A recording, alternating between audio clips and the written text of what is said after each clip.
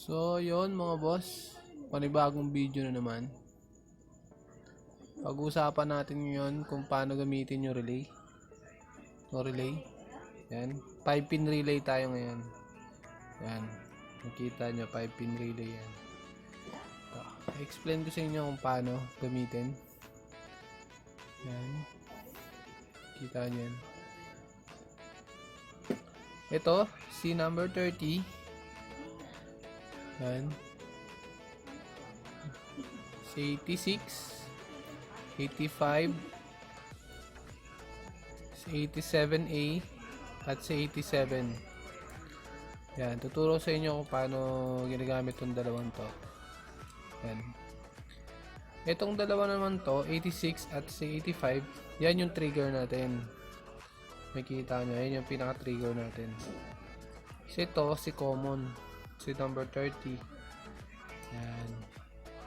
Tapos, tuturo sa inyo paano yung wiring. Gagamit tayo ng ilaw. Ito. Yan, eagle eye. Ito, LED strip. Yan, pang sample natin. So, ito. Simulan na natin yung wiring. Si number 30. Nakita nga yan Si number 30. Kakabit natin. Okay. Ito yung pinaka-common natin. Yan. Baga sa battery. Ito number 30.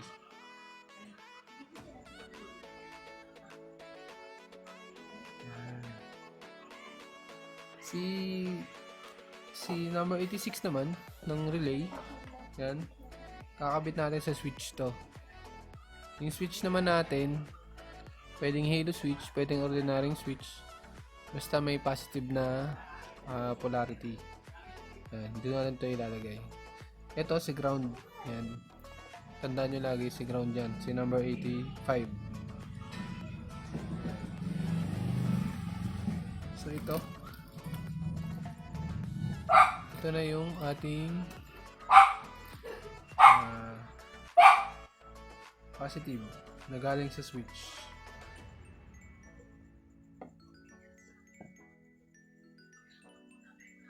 Yan.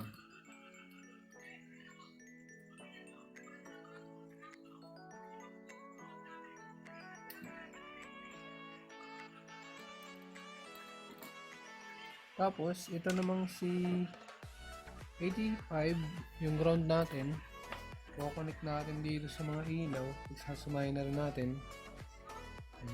Ito 85 na yung negative at yung positive. Negative at positive. So yan. Sasamahin na natin para hindi kayo mahirapan. At si ground.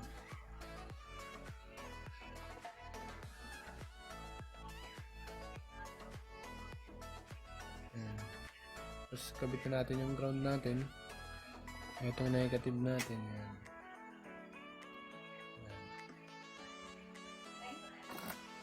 So ito naman.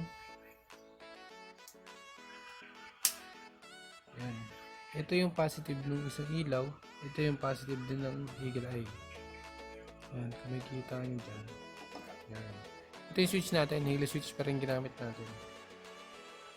Tapos ito, let's say ito yung LED strip. Ito, si number 87. Makikita nyo dito. Yung gitna ay si 87. At yung nasa taas ay 87A at si 87. Yan. So, same lang din dito yan. 87A ito at si 87. Si 87 nalagay natin dito kay LED strip.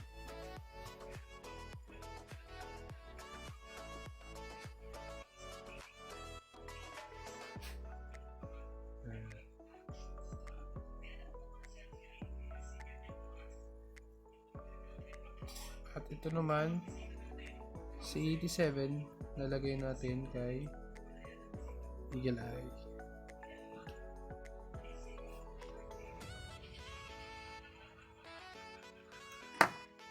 So yan.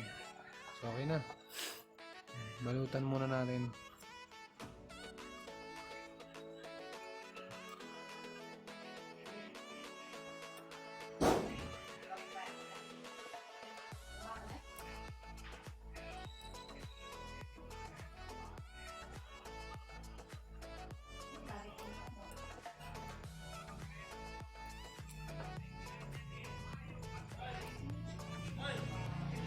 yan.